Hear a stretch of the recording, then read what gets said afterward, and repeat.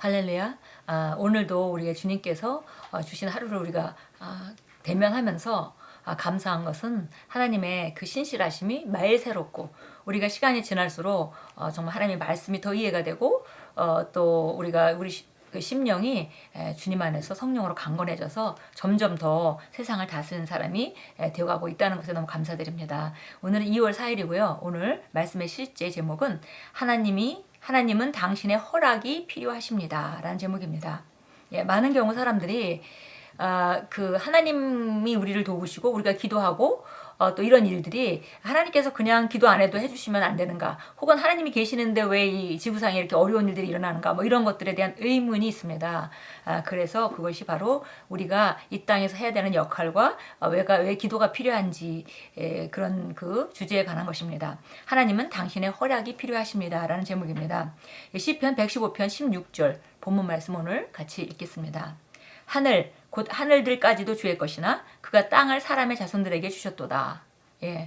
하나님이 그 우주 만물의 주인이신데, 그런데 그 땅을 사람들의 자손들에게 주셨다. 그래서 땅에 있는 것들은 그 권세가 바로 사람에게 있음을 성경 말씀이 분명히 말해줍니다. 읽겠습니다. 어떤 사람들은 하나님께서 어떤 문제에 개입하시기 위해서 왜 우리의 기도가 필요한지 궁금해합니다. 하나님께서 세상 사람들 모두를 구원하고 싶으시다면 그냥 구원하실 수 없는가? 하나님께서 갈망하시는 것을 하시도록 왜 우리가 기도해야 하는가? 하나님께서는 사람들이 지금 겪고 있는 고통과 고난이 보이지 않으신가? 라고 그들은 당황해하며 묻습니다. 그러나 아시다시피 그런 사람들이 깨닫지 못하는 것은 하나님께서 우리의 허락을 필요로 하신다는 사실입니다. 그렇습니다. 하나님께서는 우리의 허락이 필요하십니다. 경위는 이렇습니다. 하나님께서는 첫 번째 아담에게 이 땅에 대한 임대권을 주셨습니다. 즉 하나님께서는 첫 번째 아담에게 이 땅에 대한 권세를 주셨지만 이 땅은 항상 하나님께 속해 있었습니다. 그래서 성경은 땅과 그 안에 있는 충만한 것이 주님의 것이라고 말씀합니다. 그러나 하나님께서는 이 땅을 아담이 담당하도록 하셨습니다. 그래서 임대 기간 동안에는 하나님께서도 이 땅에 개입할 어떤 권리가 없으십니다. 창세기 3장을 공부하면 사단이 등장해서 어떻게 아담에게서 이 땅에 대한 권세를 넘겨받았는지 알게 될 것입니다. 아담은 하나님께 반역죄를 저지름으로써 자발적으로 땅에 대한 자신의 권리를 사단에게 팔아넘겼습니다. 따라서 이 땅에 대한 사단의 권세는 천사들에게 있던 권세가 아니라 아담에게서 얻은 권세, 곧 인간에게 있던 권세입니다. 그러므로 사단에게 있는 것은 아담에게 있던 권세입니다. 그 결과 하나님께서는 개입하실 수가 없습니다. 비유컨대 이와 같습니다. 예를 들어 당신이 누군가에게 당신의 부동산을 100년 동안 임대해 주었다면 그 기간 동안에는 비록 그 부동산이 당신 것임에도 당신은 그것을 주장할 수 없습니다. 100년이 지나고 임대 기간이 종료될 때 비로소 당신은 그 부동산을 주장할 수 있습니다. 하나님께서 두 번째 아담이신 예수 그리스도를 보내셔서 사단을 패배시키시고 영적인 왕국을 세우셨지만 인간의 세상에 대한 임대 기간은 아직도 지속되고 있습니다.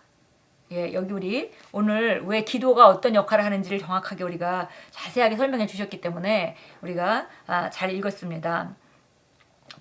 주로 이제 우리가 기도를 해야 되는 이유는, 기도를 해야만 하나님이 역사하실 수 있는 것은 바로 이런 그 원리 때문입니다. 우리가 알다시피 우주 만물을 만드신 하나님께서 이 땅을 아담에게 주셨고 권세를 아담에게 주셨습니다. 그래서 정복하고 다스리고 네가 이 땅에 왕노릇을 해라 라고 이렇게 그 권세를 다 주신 것인데, 우리가 알다시피 창세기 3장에서 아담이 그 권세를 합법적으로 마귀에게 넘겨주는 장면이 나오죠. 그래서 결국 그 임대기간, 그러니까 그 권세가 바로 아담에게 주어졌기 때문에 아담이 이 땅에 대한 권세가 있었는데 그 권세가 합법적으로 마귀에게 넘어간 것입니다. 그런데 우리가 알다시피 마귀는 속임수로 권리를 빼앗았습니다. 그러나 그 마귀가 강탈한 것은 아니죠. 아담이 그 속임에 넘어가서 자발적으로 넘겨준 것을 우리가 창세기 3장에서 볼 수 있습니다. 그래서 결국은 하나님의 선하심에 대한 의심, 그리고 마귀의 거짓말을 믿음으로 말미암아 아담은 결국 자기가 가지고 있는 권세를 넘겨주는 자리까지 가게 됐습니다. 그래서 이제 그 권세는 사단에게 넘어간 것이에요. 이 땅에 있는 권세가 사단에게 넘어간 것입니다. 그러나 하나님께서 이 땅을 아담에게 주셨고 그 아담이 그걸 자발적으로 마귀에게 넘겨줬기 때문에 하나님께서 그냥 마귀와 상관없이 막 원하시는 대로 개입하실 수가 없는 상태가 된 것입니다. 우리가 여기 부동산에 대한 예를 아주 잘 들어주셨는데요. 마치 그런 것이죠. 제가 집이 있어서 누군가에게 이 집을 임대해주고 그 사람이 쓰는 동안에 내가 가서 내 권리를, 그 집이 내 집이지만 그러나 임대 기간 동안에는 제가 가서 그 집에 대한 어떤 사용권도 요구할 수가 없습니다. 이미 법적으로 그 사람의 그 사용권이 보장되어 있는 것이기 때문이죠. 그와 마찬가지로 마치 이 땅에 있는 모든 권세가 아담에게 주어졌고 그것이 마귀로 넘어갔기 때문에 이 땅에 대한 권세가 하나님께서 마음껏 나타나셔서 하나님의 것이라 하더라도 권리를 주장하실 수 있는 그런 상태가 아니라는 것입니다.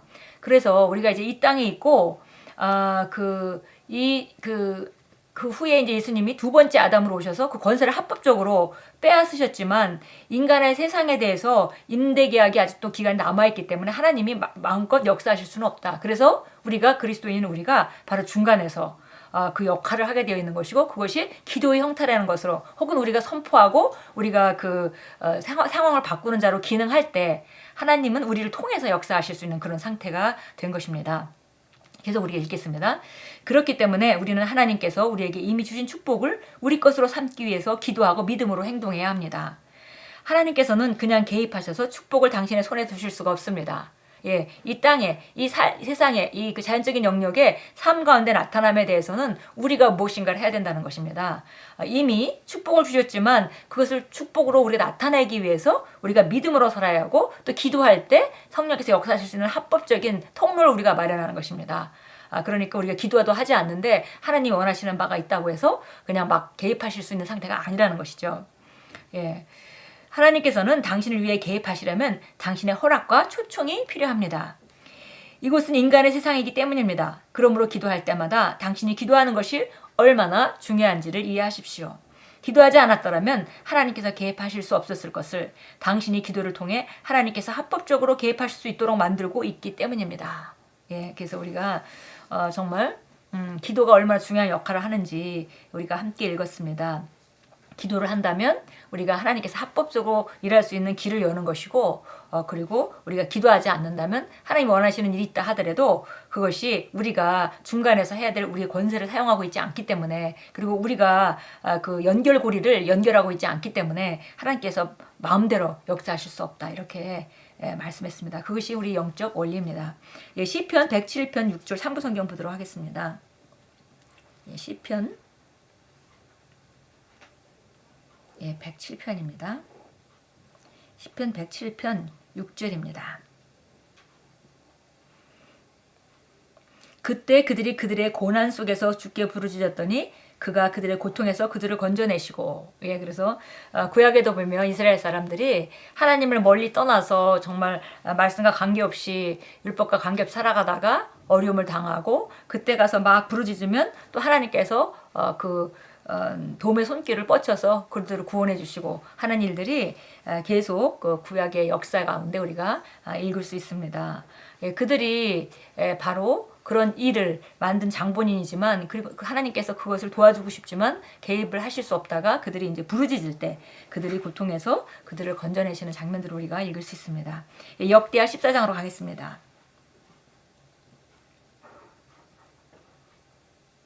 역대하 14장 11절 보겠습니다.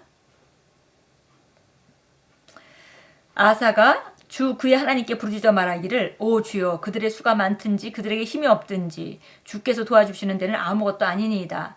주 우리 하나님이여 우리를 도우소서. 이는 우리가 주를 의지하여 주의 이름으로 이 무리를 대적하러 가미니이다.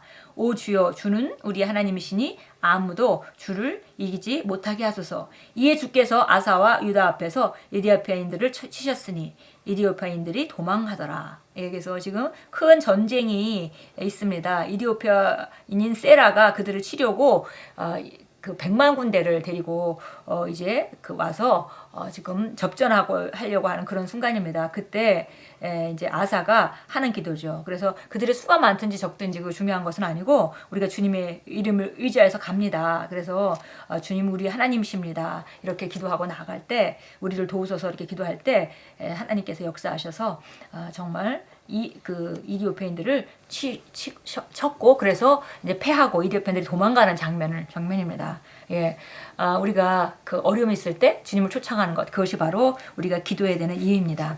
우리 기도문 같이 읽겠습니다. 사랑하는 주님, 영의 영역에서 변화를 일으킬 기회를 제가 얻을 수 있는 기도의 특권을 주시니 감사드립니다. 저는 전적으로 주님을 의지하며 제 삶의 환경 가운데 주님의 능력과 기적적인 개입과 호의를 신뢰합니다. 예수 이름으로 기도합니다. 아멘.